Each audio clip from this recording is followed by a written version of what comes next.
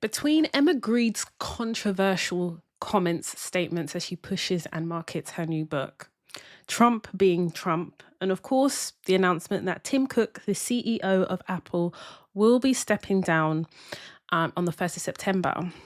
There's been so much that has been happening. And of course, I'm going to be here to give you all a breakdown and give you some workplace tips, tricks, and strategy. Welcome to the Toy Talks podcast.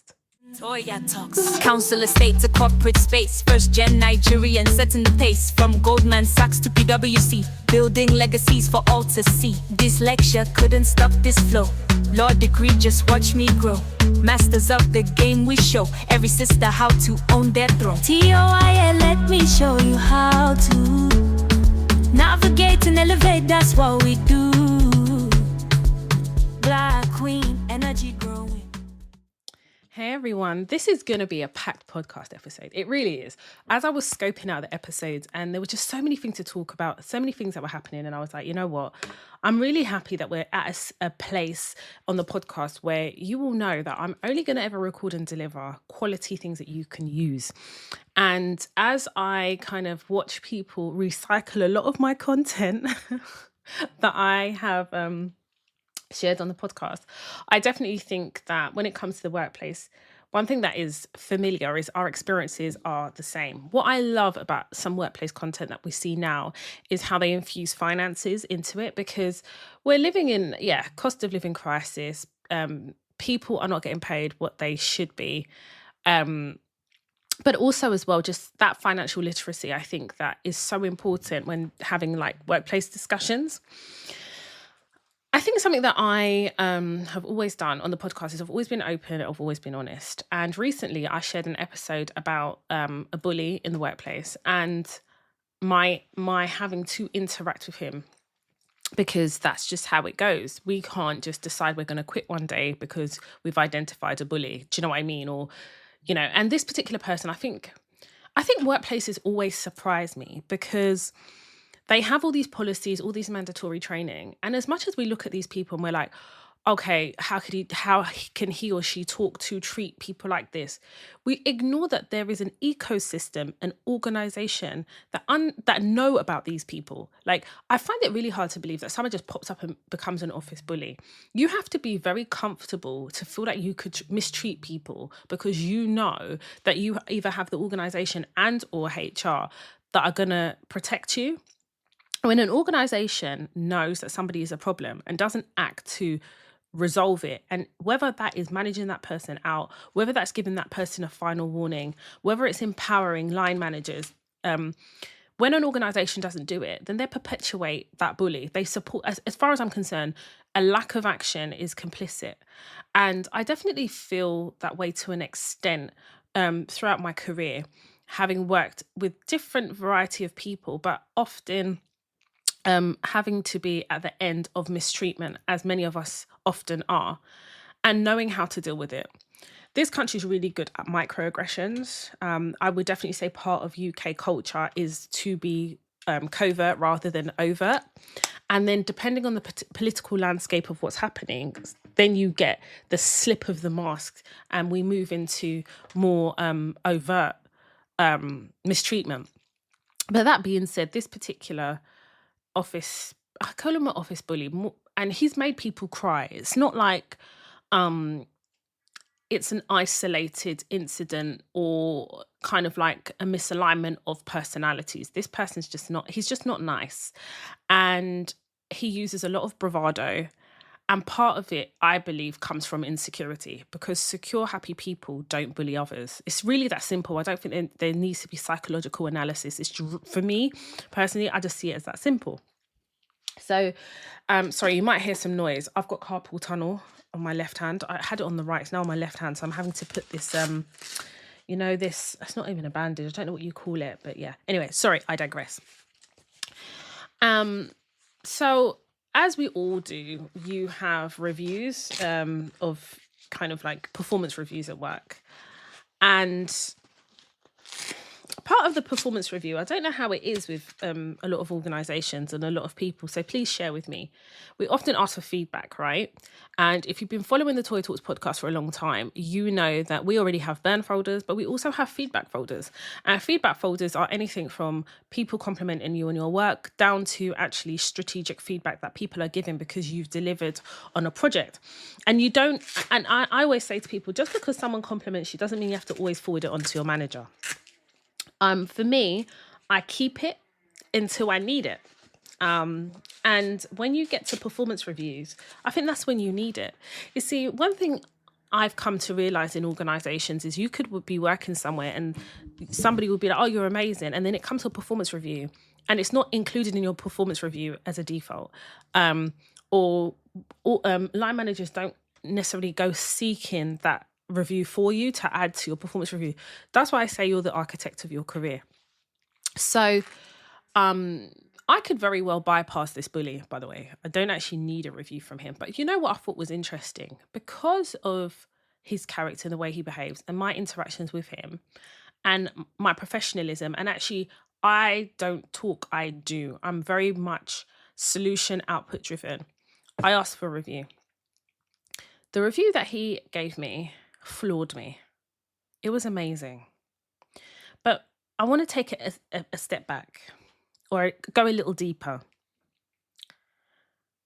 I really believe that reviews, especially when it comes from people you've worked with, needs to be strategic. Because when they're trying a thing in the workplace, you need to be able to tap in to use these things. And whilst I'm using the review or the feedback in my performance review, what's really important to me is also collating all this for my next move. And I'm plotting and planning, as you should be in your career, in an internal move. And it's something that I'm going to be working on, and I'm going to share how I'm working on it. It's more than just feedback. It's plotting my strategic move internally. And I think a lot of us don't really talk about internal moves, especially on the podcast. I definitely think I haven't really spoken about it much. And I think it's because I, before obviously was a contractor, but I've never really done internal moves because I was always a contractor. So any move would always be external. But especially with the state of the employment market, the labour market, but also just looking at what opportunity actually looks like and defining my own success. And as I encourage you to define your own success, I think internal moves are really important, very important, because depending on your length of service, you've established a personal brand. And I'm going to leverage that personal brand and see where it lands. And I really had to think about, okay, you know, I have certain things in my contract that would prepare for director level roles. I don't necessarily think that I am entirely ready for a director level role. And that could be covered in a separate podcast, but I'm already senior. Okay. So I have a senior position. Director level role is on a different level. And I think the reason why I am taking my time on that trajectory is because I'm also putting my mental health first. And whilst I'm still building my personal brand, I've been in my organisation for 2 years, I still have a few things I need to achieve before I focus on that. And that's part of kind of my internal move plan. So I'm planning to use all the feedback for that internal move, because when I start doing things internally to facilitate a move, I want to be able to reference these people who gave me great performance reviews, but get them to support the move. Because internal moves are not just supported by your line manager. It's also other people you work with, either in finance, in compliance, in audit. All these people contribute and can potentially contribute to a move. And the reason I say that is because, say if you have a line manager that it's not that they don't want you to move, but moving means they're then going to have to do some work that either replaces you and or the work themselves. Some line managers that I've worked with in the past would rather keep you in a role than you to leave because it suits them. And I'm not saying that that is necessarily reflective of my situation or even your particular situation, but in covering all bases and being strategic, it's important that you don't just have your line manager as an ally. And I understand internal moves usually have to be signed off by a line manager, but you need to also place that line manager in a situation where they have no choice but to approve an internal move. You need to keep a record of all the great things that you have achieved. You need to be able to give examples of output, delivery, and impact. That's really, really important. And whether you're at a senior level, mid-level, junior level, it's the same concept. And it's something that I definitely really wanted to talk about today, because when I sat back and thought about, okay, Toya, yes, I could, look at other external opportunities, but I don't want to have to do that if I don't have to. So how do I make my current situation work for me? Unless I've concluded that it doesn't. And I don't think I'm there. I think that an internal move works because I'm now very clear about what I want, why I want it, and how I'm going to achieve it. Impact is really important when we're looking at delivery, how you've delivered your role. It's really, really important because that impact is more than just financial. It could be from a supporting role in delivering. It could mean anything. But I think it's really important that I put that here. So if someone's listening, they can think about these things if they are to move internally. And as and when things start to materialize, I'm actually going to share my strategy. I've written it all down using my sister Scribble stationery. Yeah, honey, I'm a shameless plug. But yeah, that's kind of the feedback element of things. So for me, that feedback was strategic. And there's other strategic feedback that I'm wanting to get for my performance review because I know that I have a longer plan of an internal move. And then we're going to talk about that soon, I'm sure. Something recently happened to me and I shared it on my Instagram and I want to share it here. So I was just minding my business and I received a message on Teams. And the message came from a colleague who we're going to call Arnold. And it was an exchange of a conversation between Arnold and Michael. And Michael was making some, I don't think the word is disparaging, but I would say unprofessional comments about me. So I'd done a piece of work, provided a recommendation, some mitigations, and some advice, right? And maybe this person just didn't like that it was coming from me. And one thing with me is I don't just say it for the sake of it. I provide examples. I can lean into past experience. And, the tone was very rude and critiquing my approach. And another thing about Toya, I don't appreciate blah, blah, blah, blah, blah. And I was like, but what I couldn't understand was why Arnold was sent this to me. I don't know if Arnold fully read this or interpreted it the way he thought I would, but he just forwarded it to me. And I think now thinking about it, I think he just wanted me to sort it out without realizing it's not for me to sort. I don't think he fully looked at it. He just thought, I'll just pass it to Toya. And you have people that you work like that, right? That they just don't want to have to do it. So they just pass it on. So then what I did is I opened up a separate conversation with Arnold and Michael and advised them that I would be putting in their diary a call in 10 minutes and I can see they're both available. So we joined the call. And in that call, I said, listen, it's come to my attention that there has been a very negative receipt of a review that I recently done. And this was not positioned to me. And then I shared my screen and I put the PowerPoint presentations I presented. And the PowerPoint presentation had 4 slides. And it basically, each slide justified kind of, and my approach, not justified, but provided why I made this conclusion, my approach. And the final slide actually had, I'd embedded the screenshots that had been taken into the slides. And I said, I really do not appreciate this conversation.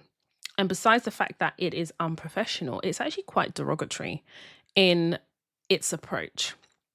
And I said, I note the microaggressions, but if I just stick to what has been said here, I find it very, very concerning that these are the level of conversations we're having. And whilst I welcome disagreement or another school of thought, I think there's a professional way in which to have those conversations with me. And in fact, this conversation was never had with me anyway. But in reality, if this is what's being said behind my back, I have concerns about the level of professionalism that we're showing to each other as adults in the workplace and as colleagues. I personally encourage collaboration, but clearly this is not what's been adopted as part of, how you guys have, or how you, Michael, have received what I've written. And their mouths were open. Cameras were on. And I said, well, I'm going to give you both 24 hours just to kind of come back to me with a resolution here, because personally, I just don't accept this type of behavior. And now this is shared with me, I can't pretend like I haven't seen it. I'll put some time in your diaries for tomorrow and we can conclude this. They didn't say a word, not a response. And I gave opportunity for that, nothing. Then I saved the PowerPoint presentation in the shared drive where we all have access and other people have access. Yeah, I did. Let me be very candid with you. Not everyone has to like you in the workplace, because I don't like everybody in the workplace. And I know that, sometimes you're drawn to others more than whatever. But basic professionalism is just knowing how to deal with people on a professional level. And if you're going to write something down, have the good sense to make sure that that person is not going to see it. Now, the reason why I confronted them in that way is any other way, having a conversation, whatever, I don't want to hear why or the justification. I'm really not interested in it. But I can't have you talking about me like this because, one, I don't want you setting the tone to how other people would disrespect me. Absolutely not. Number two, I don't know what else you've said. And whilst I can't manage that, this is what I've been confronted with. So I have no choice but to deal with it. No matter how you want to focus on your work, you want to do your work, you want to keep your head down, there are people, honestly, that are just agitators. And part of that is some people may just not like you. And I think that's okay, but it's how they dislike you. When you start saying things like another thing about that Toya or another thing about that, come on, are we talking about the work or is this your personal feelings about someone? Because as a Black woman, if we are to share our personal feelings about now we're aggressive, we're rude, we're disrespectful, we're unprofessional, they've got a shopping list of names for us. So now I've gotten to a point of, depending on what's done, what's said, and how, will depend on my response. To do it in a PowerPoint presentation is for me to show them that not just kind of the professional way that I've done it, it's more about letting them know that just because I show up, get things done, and I deal with you with respect, you better believe that since you want to go low, I'll go to hell. I don't do this low, high, or ignoring. And I think as Black women, we do too much ignoring. I'm all for noting patterns, but I also consider what could potentially be the impact of this. Because I talk about being a brand in the workplace, I talk about credibility. That can be broken and eroded over time. So part of our job is also to maintain our work brand. It's really important. And what we're talking about in terms of our work brand is, if I'm sitting here telling you all to be a subject matter expert, that can't live just as a silo. There are things that we have to do to maintain that subject matter expert status. And also part of that is ensuring that we're still operating in an ecosystem that allows us to be a subject matter expert. People not agreeing with you, people having difference of opinions, people not liking you, that's all part and parcel of the workplace. But what you can't do is allow people to try and tear you down or recruit others to do that. Now they will go and tell others, you see Toyo, yeah, don't try that with her because she's not going to have it. He can't go around and say I'm unprofessional. I dealt with it in a very professional way. If we were to go to HR every time things like this happen, we literally we'd have a seat at HR. We'd literally be sitting right next to them. So we have to now devise ways of being strategic. And this, for me, is strategic. So 24 hours after this, I receive a message from said colleague apologizing. I believe the apology is sincere because they've been caught, so clearly. And then requesting that I remove the PowerPoint presentation from the shared drive. I haven't responded. That conversation that Arnold and Michael had spanned 3 days. So the PowerPoint presentation will stay in the shared drive for 3 days. And then I will remove it. I'm not responding to the apology. I'm just not going to say anything. I've made my point. I haven't raised my voice. I haven't had to beat my chest. I haven't shared, how deep that runs. Because at the end of the day, we're not infallible. We're human beings. Why? It's actually exhausting to have to deal with that. But knowing how to deal with it is equally as important. Yeah, they could have shut me down. They could have been like, oh yeah, halfway through interrupting me, and I still would have got to the end of it. I promise you, I was always going to do that PowerPoint presentation because I need to let them know this is literally the process I will go to HR if you keep going like this. If you want to take this road with me, this is the level of presentation I'm going to be providing going forward. Simple. And I do think, yes, there is a level of, I've been working since I was 15 years old. I've been in my profession for over 15 years. I now know how to deal with these things when they come. A lot of these things that I over the years has come from people writing stuff down and me somehow getting hold of it. I believe the ancestors are always working for me and always have my back. But when certain things happen, I feel like people are like, oh, I'm not confrontational. No. I don't think you have to be confrontational or not. I don't think it's about that. But I think you need to learn to advocate for yourself and defend your brand. And this is how I chose to do it. And I'm sharing it with you guys because I think, people are like, oh, there's ways of doing things. And I think it's about what you feel comfortable with, number one. And also it comes from a level of confidence in yourself. Like something I always say, I bet on myself all the time because I spent so long in, I spent a lot of time not necessarily knowing who I was, especially in my early 20s where you're not necessarily supposed to, but also having this fantasy about what the world of work was and is. And now I've gone through things, I've seen things. We're now in the world of social media where people are sharing their experiences. You soon come to realize that actually, yes, there's no such thing as being completely comfortable in a workplace, etc., etc. But I get to also contribute to the environment I want to work in by setting the tone and setting those boundaries. And I bet on myself all the time because as women and as Black women, we continue to operate in spaces that are not very welcoming. As women, we understand the difficulties of working, especially in white-dominated spaces or male-dominated spaces where often there's not much room, if at all, for us. And then you're dealing with the mansplaining, the microaggressions, you're dealing with gender discrimination, and in some cases racial discrimination, disability discrimination. And I think it's just important that we start learning how to set the tone. And sometimes it's not the loudest voices in the room. It's the strategy that you employ in moving forward. When I talk about betting on myself and identity and things like that, I think it's really important, when we're talking about personal brands and how we operate in the workplace. I think that there's this narrative that when someone copies you, it's flattery. And I have a lot of emails in the Toy Talks mailbox where people have said, Toya, how do we deal with when people literally take credit for our work, or you watch people emulate you and you're not getting the credit?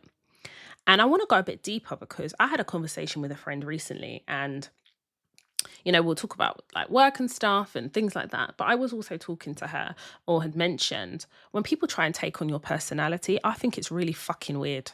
I really do. I definitely think when you get to a certain age, I'm 41 now. If you don't know who you are, that's your journey. But let's stop pretending that you are who I am, because you're not. That's mad. I think it's weird. And then when we add the world of work and that layer, you then start to realize that we're operating with adults who actually, they're, what do they say? They say children masquerading as adults. We see it all the time in the workplace, the pettiness, the immaturity. I also want to talk about that in terms of identity and brand, because, a lot of people say, oh, when someone copies you, it's flattery. And I actually don't agree with that, because flattery would mean like you're being celebrated for who you are. But what tends to happen is when you're not being celebrated, yes, everything about you is being taken.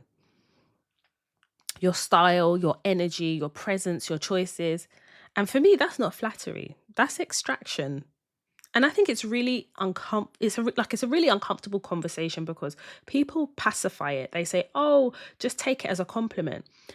But it's not always a compliment. Sometimes it's a lack of identity in someone else and access to yours.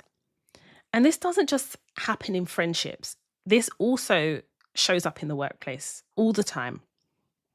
You'll be in environments where people don't fully acknowledge your value, don't celebrate your individuality, and don't amplify your voice. And whilst they don't have to, they'll copy you. They'll observe you. They'll study you. And then they'll replicate parts of you without the substance. And that's why identity is so important, especially now when you're walking into the workplace where, yeah, okay, some of us are masking, but you still need to know who you are, or at least go on that individual journey. And that's why identity is so important, because confidence isn't just how you show up.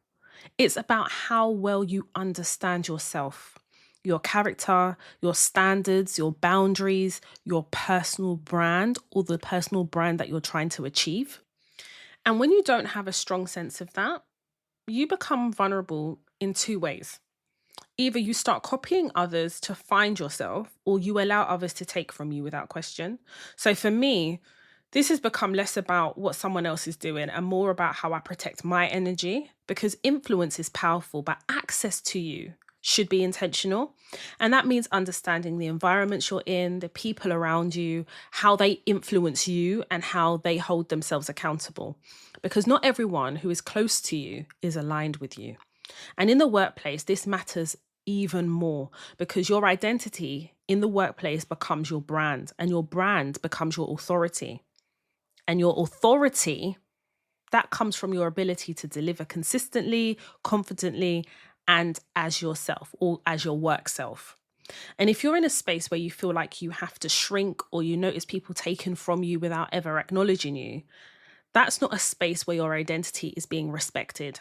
And the real power move is not becoming smaller, it's not becoming quieter, it's becoming clearer on who you are and more intentional about who gets access to that version of you. Because as I always say, I always bet on myself.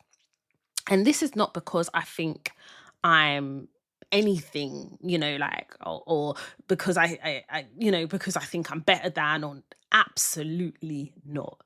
It comes from a space where I actually trust who I am, and I trust in my ability to deliver. And that to me is real confidence. That's what, in my opinion, real confidence looks like. And I don't know, I just think a lot of people in the workplace have different personal brands, and that's how it should be. But it's also about protecting your brand and realizing when other people don't have a personal brand, or don't know who they are. And it's more than just not knowing who they are in the workplace. They probably don't know who they are outside of the workplace. So when they come in, they start adopting personalities that are not theirs, or they'll see someone who they admire. And rather than encourage, support, or whatever it is, especially if the person's maybe in a more senior role, they just adopt that person's personality, start copying, and then you should be flattered. Like, what kind of rubbish is that? And then when it comes to performance reviews, nobody wants to mention anything. You understand? That's why I said you're the architect of your career and you have to bet on yourself always. Now, the way the internet had overflogged Emma Greed, though, God, Emma Greed is a marketing genius. Let's just first of all say that, because I feel like people are also, they're focusing on the wrong things, but they're also not seeing what the bigger picture is. This lady, this millionaire, she's marketing her book. She wants to be a New York Times bestseller. And you know something? She probably will do, because the level of marketing, the interviews, she's had sat down with Keke Palmer, Oprah Winfrey I saw yesterday. And you know what? I respect it. I really do. I've spoken about Emma Greed before on the Toy Talks podcast because I'm not really too sure about her. I'm not sure. There's something that doesn't sit comfortably with me with her. I don't know. Like, I'll watch, on her podcast. Okay, so first of all, her accent throws me off. I feel like sometimes she tries to adopt an American accent and it throws me off, because I'm one of those people, any inkling of a lack of authenticity throws me off. I just don't like it, because I just think, just be who you are. Like, if you want to adopt an accent, then do it all the time and do it with your chest. Not this one, my personality. Sometimes she'll do that and she goes, and an opportunity. And I'm like, girl, it's opportunity. Stop it. Every day she wants to remind us that she come from Croydon and all of this. And then after opportunity, girl, come on. If anyone can do Americano, it's in Nigeria now. We'll go to Nigeria. We'll go to America for 1 week and come back with an accent. Like, girl, I'm gonna need you to get it together, because that cringes me out. Sorry, it really does cringe me out. So it kind of throws me. But I will watch. Diana Ross's daughter. Tracy Ellis Ross did an interview with Emma Greed, and I really enjoyed that. I really enjoyed the interview that Emma Greed did with Cardi B. And what other interview that I've seen that I really enjoyed? I can't remember now, but those are the ones. So I will listen to the interviews on specific people. Amy Cole, that was a good interview as well. So I just think I can take her in doses. I have downloaded her audiobook because I'm one of those people that, even if I'm not too sure, I will still see. I'm not one of those people, I don't like this, so I'm not like that, because you can get knowledge from anywhere. And I think it's really important to operate from a space of having an open mind, because you never know where you can get knowledge from. So for me, it's like, okay, fine. But she still is a multimillionaire, co-founder of Good American, co-founder of Skims, and I really have enjoyed watching her strategic business moves with the Kardashians, aligning herself, and irrespective of anything else, she is a brand development marketing genius. We've got to give it to her. Now, I do think that a lot of people don't talk about her proximity to whiteness insofar as what it's given her access to. She's married to a white millionaire. Yeah, she is. She's racially ambiguous. That has provided her some advantages. Yes, it has. And that's the level of authenticity. I feel like if she just came with that, I could fuck with that. Do you understand what I'm saying? But I hate this idea. I hate that. It's not even. I hate the idea that people will take what they're given without question. I find it really weird. And this is why I say you have to know yourself, It's really important to have confidence in yourself, because, don't get me wrong, we don't always feel confident all the time. But the fundamental core should be, I'm confident, or I'm confident with this, or confident in who I am, so that when somebody's telling you something, you take the bits that you need and the rest you leave. But also you use a critical mind to question what this person is feeding you. Emma Greed said that basically you can't be basically working from home is killing careers for women. Basically, it doesn't allow you, that lack of visibility means that you're not going to be promoted. It's such a dangerous rhetoric, but I can understand that position and that viewpoint if you have access to nannies, one for each child. if you have a lot of money and you're rich and you're a millionaire and you have access to a massive network, then yeah, going into the office doesn't feel like a big deal. And there's no consideration for what work-life balance actually means. I've been working remotely since COVID, and I promise you, it hasn't stalled my career. In fact, contracting exponentially grew my career, and being able to work remotely felt safer as a Black woman and forced me to understand how to network remotely. Now, whilst I understand that visibility is important, visibility has to make sense. It has to make sense. So for me, where Emma Greed has suggested that for women to be successful, they need to be in the office, and that working from home limits growth and limits visibility and ultimately limits success, I just want to be really clear that this isn't about like attacking her. This is not, for me anyway, it's not about attacking her. It's about interrogating the framework that sits behind that statement, because it doesn't reflect the reality that most women are navigating. She doesn't. We're talking about a multimillionaire here who has general managers and other CEOs that sit underneath her. So I do want to look at that a little bit, like the myth of visibility equals success. There's this assumption that being seen leads to opportunity, and that opportunity leads to success. But that only works in a system that's fair. And the workplace is not, it's not neutral. Visibility doesn't always equal value. And in the same breath, I must say that proximity does not always equal progression. And being seen does not mean being supported. I understand being seen. I understand it.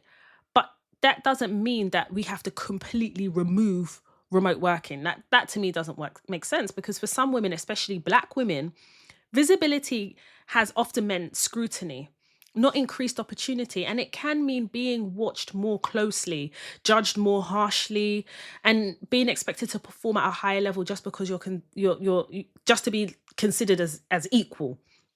So the idea that simply being in the room guarantees success ignores how differently that people are treated once we get into that office. And let's be real, she can pick and choose when she goes to that office, but going to that office every day, no. And people will then say, well, is the middle ground hybrid? Yes, for some people. But maybe the middle ground is actually working remotely. But then there is I definitely think there's a larger responsibility on you to understand that if you're going to work remotely, you're going to have to put in the work to understand how to network in that way. And I will put my hands up and I'm going to say, I have networked really well. I have. And the reason I've done it is because I know that if I'm not going to be hyper visible face to face, there's additional work that I'm going to have to do to be able to navigate and to strategically navigate my career working remotely. And I think I mentioned it earlier, but we have to talk about the privilege gap in regards to kind of what Emma Greed has said. Because Emma Greed has built incredible businesses like Skims and Good American is not beans. But her experience is shaped by access to wealth, networks, and resources.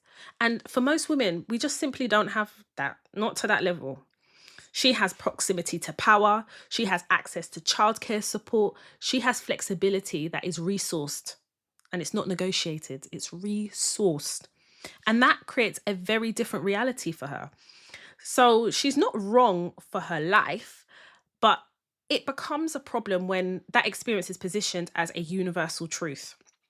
The average woman is navigating rising costs, limited support, and competing demands.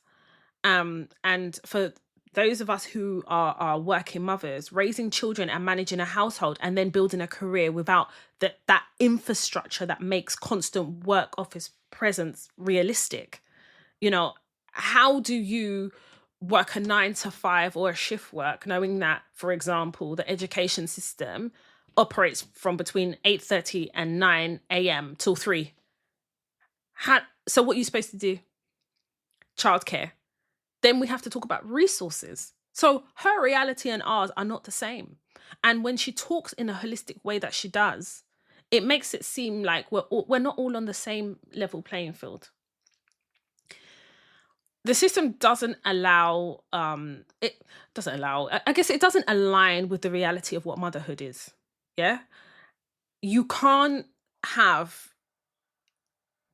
mothers who work shifts or a 9 to 5 structure and then school hours that run from 8:30, 9 a.m. till 3. And then you've got school holidays spanning over 13 weeks across the year. The average annual leave is around 25 days. Yeah, 25 days. And they'll say, oh, you've got the option to buy, or you could take unpaid leave. But in reality, why should you have to sacrifice financial pay to have unpaid leave? Why should you have to do that? Because you're now trying to balance work and life. Why does money have to be the sacrifice? Because if money is the sacrifice and taking unpaid leave, you're in a perpetual cycle where you can't fully have the balance of work and life. The workplace wasn't designed for mothers, yet women are still expected to operate within it. Flexibility isn't a luxury, it's a necessity. And remote work allows women to bridge that gap. Hello? That's what it does. Remote work gave us the ability, especially during COVID, to actually see how remote work could work. We didn't see a drop in activity. In fact, a lot of organizations reported a rise in profit, more engagement from colleagues. Yes, because people were allowed to balance. And whilst COVID was an extreme circumstance, it's something that we can't ignore because we were in a pressured environment. We were dealing with basically a public emergency, a global emergency, and still expected to deliver at work. Can you imagine? Because whether you're remote or in person, you still need to deliver. It's weird because I have been asked often, so like whether it's the school drop off, nursery drop off, or whether it's like I'm out someone, I see someone, and I'm asked, are you hybrid? And I'm like, no, I work remote. And you see the look on people's faces, and it's that look of, I'm sorry, but it is a look of jealousy. I'm not gonna lie. Call it what the fuck it is. People are jealous of certain people who work remotely, and part of it is because they know the advantages of working remotely, but I think some part of it is also, listen, whether you are hybrid and you're in once a week or you're fully remote, you have to also place yourself in a situation where you determine what works for you. Yeah, if you work for an organization that says you've got to be in the office 5 days a week and that doesn't work for you, then go and find an opportunity that does. It's really that simple. Because I still had to go through an interview process. I still had to lay the groundwork. I still have to show up. And let's be real. The average person that works remotely probably does more hours than their actual contracted hours. Because I'm telling you, I'll log on. My daughter goes to nursery. She goes breakfast club. I'll log on from 8 a.m. Yeah. I will work. And then I log off to go and collect my daughter. And then I log back in the evening. Yeah. Because that's the reality. I feel as though if an organization gives you flexibility, you will go over and above and beyond. It just is, because for you, delivery means something different. It means that you're in a place where you could fully deliver, because flexibility becomes an intrinsic part of your work. Flexibility, we're not saying that we want to take the afternoon off. You will still have to go and request holiday like everyone else. But for me, I almost felt I don't want to say embarrassed, but awkward to even say it. So I'd be like, I'm hybrid, because technically that's not wrong, because every quarter, if I need to go in, I will, but it's not mandatory. It's not mandatory. When I was a contractor, I'll be like, oh, I remember I had an interview and they were like, oh yeah, you've got to come in. I think it's like once a week, once or twice a week for a particular role. And I was like, no. And I didn't say it in the interview, but I said it to myself. They offered me the role. I went back to the recruiter. I said, yeah, I'm not doing that once a week. Nah. I could do once a month or once a quarter. And they were like, yeah, but that's a prerequisite. I said, well, go back and tell them. And they were like, yeah, that's fine. We're happy for Toy to do once a month if that's what she wants. And we can put some wording in that says it has to be for a reason, like defined. And if that reason doesn't arise, then, she'll be fully remote. Yeah, because you've fallen in love with me. You know I can deliver. You've seen my profile. You've seen my brand. You know what it is. And at the end of the day, you're going to die on the hill of that 1 or 2 days a week. No, you're not. Because at the end of the day, you still have a job that needs to be delivered. And you need a subject matter expert to do it. Leverage. You don't go to the interview and say, hey, I want to be remote. I want to be hybrid. And no, hybrid once a week. No. Let them fall in love with you. Let them want you. That's the art of career seduction. Hello. Career seduction. Yes, start being strategic and less emotional when it comes to that strategy. Ambition is not defined by where you work from, in my opinion. It's defined by how intentional you build a life that works for you. Because for some women, success will look like being in an office, and there's nothing wrong with that, building their visibility and climbing within the structure.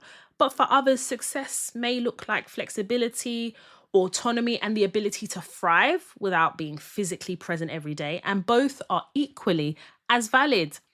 But only one of these narratives is being centered consistently. And that's where the conversation needs to shift. So where Emma Grede has asserted that, she's also talking about, she's not asserting what the solution and shift is, because her reality doesn't actually require her or doesn't place any benefit on remote working. Her reality doesn't, because her real reality is funded by her riches, and it's funded by having a nanny, and it's funded by having all these other people where she can delegate to so that she can be in the office Monday to Friday. That's the truth. So let this be very clear in what I'm saying and the way I've broken this down. At the end of the day, the people who are saying, oh, she's talking to a certain subset of people, are very disingenuous. She's talking to every working woman, because this book tour is going on certain platforms where she knows working women are going to access. The degree of ambition should not be judged. Just because somebody works remotely doesn't mean they're less ambitious. You're talking me here. I'm the firstborn daughter of first-generation Nigerian immigrants. We all know what that is. I'm an Igbo woman. I'm not short of ambition. But what I'm short on is wasting my time traveling for 2 hours, battling the transport system just so somebody can see the whites of my eyes. Don't make no sense. Anyway, I hope that I've covered that, because I know that certain people are asking me what my viewpoints were. And obviously I've spoken about Emma Grede before. And I do also want to note that it doesn't go above my head that she was supposed to sit down and do an interview with Patricia Bright on the Break podcast. And that didn't happen. These times, Emma Grede has done every other platform. And I'm just like, girl. Anyway, let me keep my opinion to myself for moving on swiftly. So I always say to you, whatever happens in politics will surely make its way into the world of work. Or at least there'll be some alignment, or you could see the atmosphere change in the world of work, depending on what's happening in politics. And I do, as much as possible, try to cover UK and US politics, because I definitely think whatever happens in the US finds its way here in the UK, vice versa.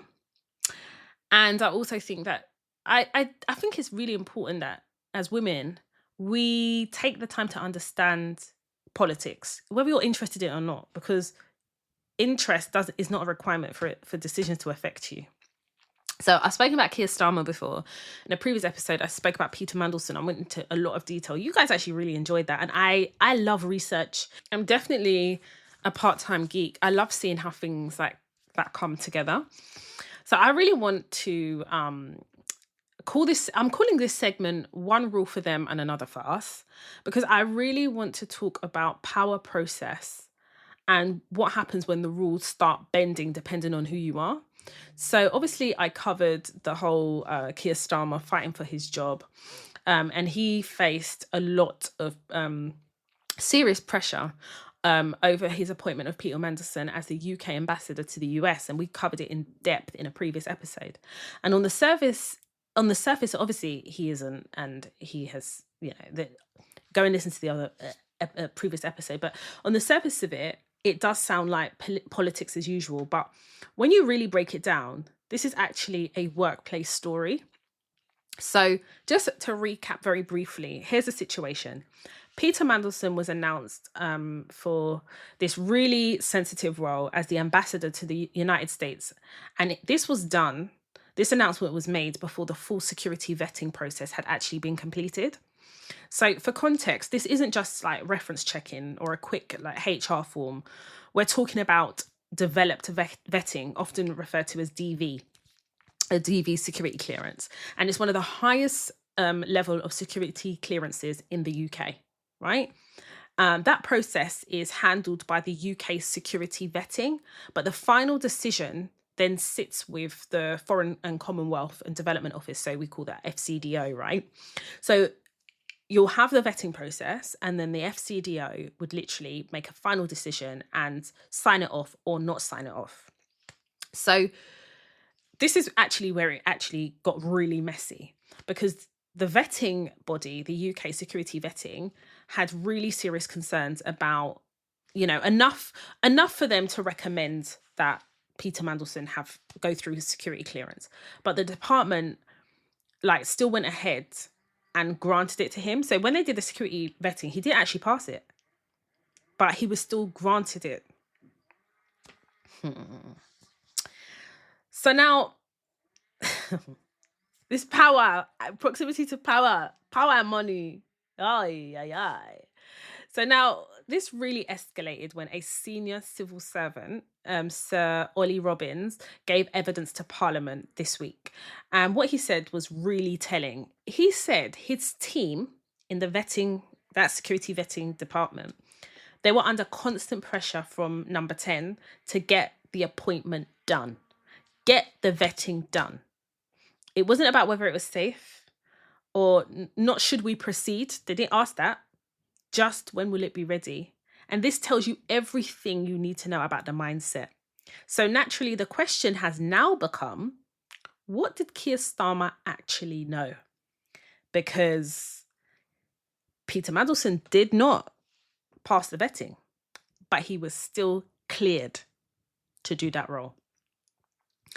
So Keir Starmer, he's now very clearly said that had he known that the recommendation was to deny clearance, he would not have made the appointment.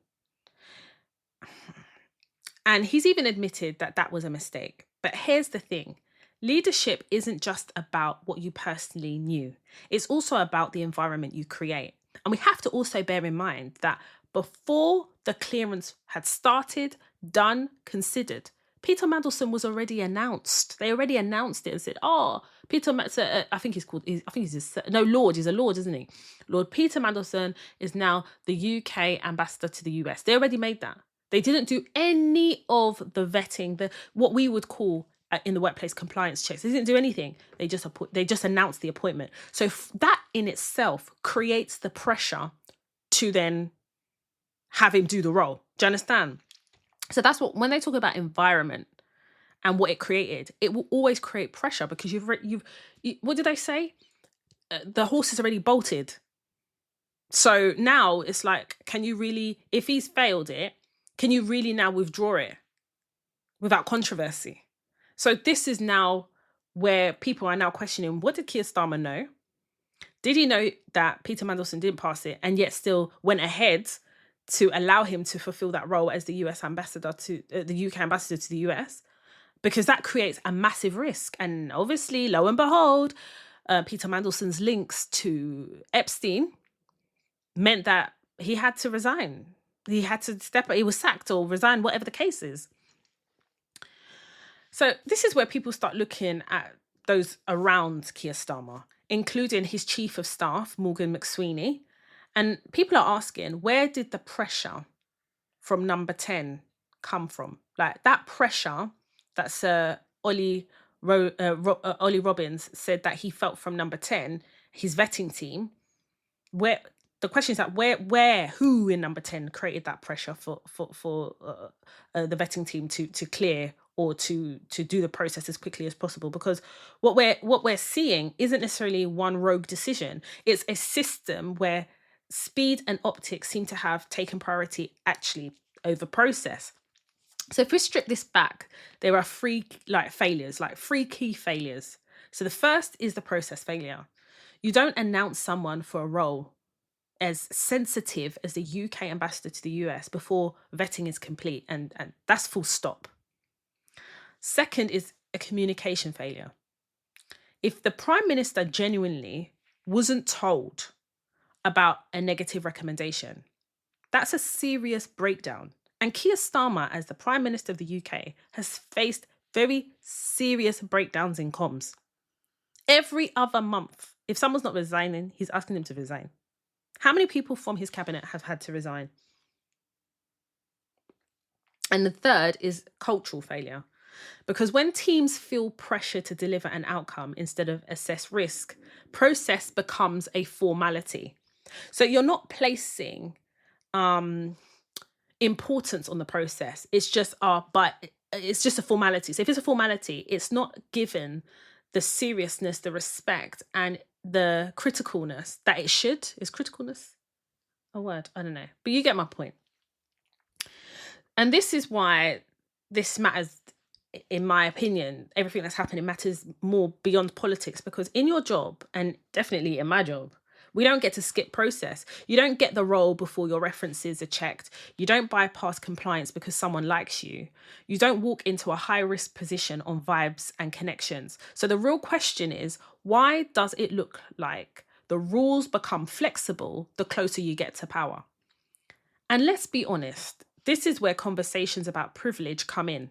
Access, proximity, influence. Because when you've been in elite spaces for long enough, process can start to feel like a suggestion and not a requirement. But those rules exist for a reason, especially when national security is involved. And obviously we've seen these links to Epstein and some of what has been implied. Go and listen to the previous episode. So whether Keir Starmer as a Prime Minister of the UK knew the full detail or not, he owns the decision. And more importantly, he owns the environment that allowed that decision to happen. The decision that there were serious concerns about vetting. Peter Mandelson did not pass the vetting, but was signed off. In our workplaces, not just the government, when process is ignored at the top, it doesn't just bend the rules, it breaks trust. And this is why Keir Starmer is fighting for his job, because the calls have come in loud that he should step down and resign. People that are resigning around him, his chief of staff, Sir Ollie Robbins, he was asked to resign, so he's resigned. All these people are resigning. They're scapegoats. They are scapegoats, because at the end of the day, the calls have now come in and they're saying the buck stops with Keir Starmer as the Prime Minister. Kemi Badenoch, the leader of the opposition Conservative Party, has said that he needs to resign. And I'm going to be really honest. I think he needs to resign too. I think he does. Because the mess is bigger than him.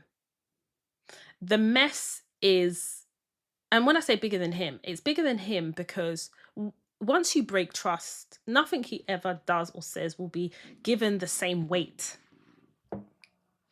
And I think it speaks to, yes, power, proximity, all of that, yeah. But I think this also speaks to politics in the workplace.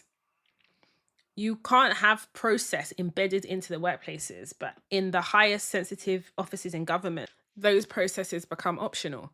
But then I do want to take the conversation a bit further, because how many of us have worked in organisations whereby somebody doesn't have an interview and is just offered the job? Can we apply the same thinking?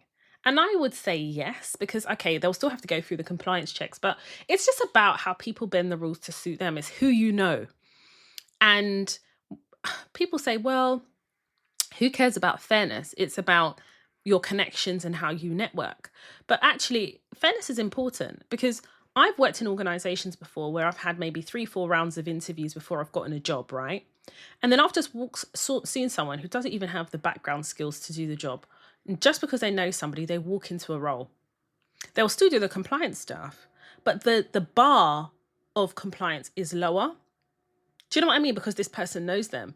I wonder how much emphasis somebody would put in to somebody who just kind of doesn't even have an interview, or maybe has a conversation, gets offered a job, and maybe there are references, you know, well, the references are standard. I don't know, like, I think that when we look at process and how it's adopted, it needs to be universal. The reality is it's not. But when we look at sensitive roles, you can't bend the rules to suit you. And in the workplace, sometimes it happens. It does. It really does. Now, what we're saying is, if in the highest offices in government, they bend the rules or bend the rules in sensitive roles, then what's to talk about other roles? And then you start looking at compliance. I think it was recently they spoke about how the police force, they go through like a vetting process. And after, like, the person will go through a vetting process. Maybe they've been enrolled for 10 years and that's it. There's no other follow-up vetting. So when we look at the emphasis and the importance of vetting or any type of sensitive role and what is required to make sure that the person has still got good standing, we need to also look at how often we do those checks. People's circumstances change. But I think in sensitive offices and sensitive positions in the UK, they don't put enough emphasis into why those processes exist. Because if they did, they wouldn't be so willing to flex, bend, or question whether those processes are even needed. Because there was a suggestion at the start when the announcement was made about Peter Mandelson about whether he really even needed any security clearance or vetting, which is crazy, especially if you know his background. This man has, hey, you need to go and read it. Anyway, let's move on. So let's talk about Vogue and what's been circulating recently involving Vogue and what people are calling the cloud bob. Yeah. In a recent fashion feature, Vogue used the term cloud bob. And it was them describing a soft, kind of like rounded, voluminous hairstyle. And visually, what many of us would immediately recognize is an afro. Okay, and a beautiful afro puff. And that language has sparked a lot of backlash, especially from our Black community, because it felt like something very familiar in the way it was being reframed, renamed, and reintroduced without actual context. And let's be clear, this isn't about whether hairstyles evolve, because we know it does, and they definitely do. Languages evolve, and so does trends. But the issue here is the erasure through reinvention. And I think that's a very important point to make, because you can't then understand that and not talk about colonization, because that is a form of colonization, if you ask me. Now, I just want to be clear for maybe some listeners who don't understand like what the Afro hairstyle represents or the history. And it's not just the hairstyle, it's a deeply political, historical, and cultural aspect to the Afro hairstyle. So obviously, even for myself and educating myself, it's really important that we understand historically that in the 1960s and 70s, during like Black Power movement, the Afro became more of a symbol of resistance. It was a rejection of that whole Eurocentric beauty standard that Black people were told where their natural hair was unprofessional, unkept, or something that should be hidden or altered. So wearing an Afro was a statement. I'm not assimilating, I'm not shrinking myself, I'm not conforming to your standard of beauty. This is my identity. It was defiance and it was pride. So when something with that level of meaning is casually rebranded as the cloud bob, it does strip away the context that made it powerful in the first place. And this is where it moves beyond fashion and into power, because the question is not just like what was said, but who has the power to redefine culture and have that redefinition accepted? Because renaming something like the Afro doesn't happen in a vacuum.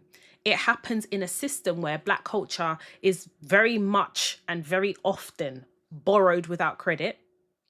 Black people are still being penalized for the same traits others are being like praised for. And the mainstream platforms can reshape narratives at scale. That's where the discomfort really actually, for me anyway, comes from, and for many of us comes from. Because when something is renamed by like a dominant group, it often comes with detachment from its origins, softening of its political edge, and repackaging for mainstream consumption. And that's not appreciation, that's translation of palatability. And this is where I mentioned earlier that it connects to a bigger pattern of colonization, because colonization wasn't just about land. It was about renaming, reframing, and rewriting identity. So when you take something that already existed and you give it a new name, a new meaning, and a new owner, then what we're seeing is something like the cloud bob. It doesn't feel like neutral. It doesn't feel natural, but it does feel familiar, because historically that's how power was operated. You define it, you rename it, and then you control the narrative. So what makes this particularly frustrating is the contradiction, if I'm completely being honest, because in many professional spaces, especially in the UK, Black people are still navigating biases against natural hair, policies that quietly favour Eurocentric standards, and then this need to manage your appearance to make it be seen as acceptable. So how can the same thing be unprofessional on one person but a trend in another? That inconsistency is where the tension actually really lives. So this isn't about, I guess, this cloud bulb and this what Vogue is trying to push. It isn't about the outrage for the sake of it. It's about recognition. If you're going to celebrate something, then name it correctly, the Afro. If you're going to borrow from a culture, then acknowledge it, reference it, say it, provide that historical background that you're leveraging to now push another name. And if you don't understand the history behind something, pause before you actually try to redefine it so it can suit your narrative, because not everything needs rebranding and some things just need respect. And I definitely feel that Black culture is heavily referenced, heavily used without reference, heavily repackaged and rebranded. What did Kim Kardashian did it. She did it. What did she call them? Boxer braids, or what she tried to call it. And it's the exact same thing. If you have that proximity to power and money, then you get to rebrand a culture or something culturally defining. You get to take without reference. That is entitlement on a different level. And this is why this cloud bob is not. It's not like, we're not having it, mate. It's called the Afro. Read about it. So this is where I draw the episode to a close until next time. And I've really enjoyed this episode, just delivering it. I hope you have as well. Drop your comments, your questions, your thought-provoking insights, wherever you listen to your podcasts platform, whatever platforms you listen to your podcasts on, because I'm really interested in maybe some of your views about some of the topics that I've covered. I definitely think that we should try, if those of us who want to read Emma Greed's new book. I've downloaded it actually on Audible, because I don't, unlike Emma Greed, I don't always have the time and I can't delegate. So I'm not always in a position to delegate, but I have downloaded the book, and it's called Start With Yourself. It's on Audible. It's 9 hours and 14 minutes. So I've got a hairdresser's appointment tomorrow. So I will be listening to that book. So maybe in a week or two, we should come back and do a review, like a book review. Don't get me started, because I would love to do that, like book reviews on the podcast. I'd love that. Would you like that, actually? That's a question. Leave your comments. Let me know. But I will say one of my favourite books, my top 10 favourite books or top 5, is 50 Cent's Hustle Harder. So start there. But yeah, maybe in about a week or two, let's come and reconvene and give our reviews and points and considered thoughts on Emma Greed's new book called Start With Yourself, because that would be great. Emma Greed, if you ever listen to this podcast, you come across it or whatever, girl, come chat to me. Let's have a chat. She probably will never listen to this. Maybe you guys should send it to her for me, on my behalf, please. My marketing strategist, communication specialists. Anyway, let me leave it there. If you don't know already, I have a stationery brand called Sister Scribble, www.sisterscribble.com. Go on there, go and get your stationery, your premium stationery, from notepads to notebooks to organisation notebooks. I will be coming out with journals, planners, calendars, pens, pencils, you name it. I have a product on there that range from all the things that I've mentioned to greeting cards as well, which you guys are loving. We are also doing international orders, which is amazing. So we do international shipping. Thank you for all your love and support. If you have a work-related or life-related dilemma that you'd want us to share and discuss here on the podcast, your anonymity will be respected. Please email hello@toytalks.com.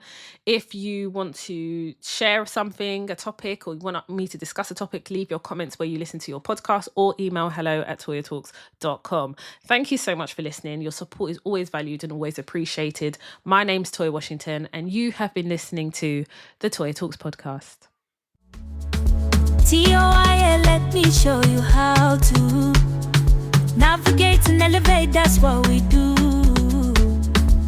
Black queen, energy growing, no fantasy, just real talk. From classroom dreams to boardroom walk. Black woman power, watch it shine. Breaking barriers, redesigning time. From Tottenham roads to CEO, every step teaching what we know. Not just surviving, but thriving more. Opening every closed door. Toya Talks, Toya Talks, Toya Talks. Black queens to the top and we're still going.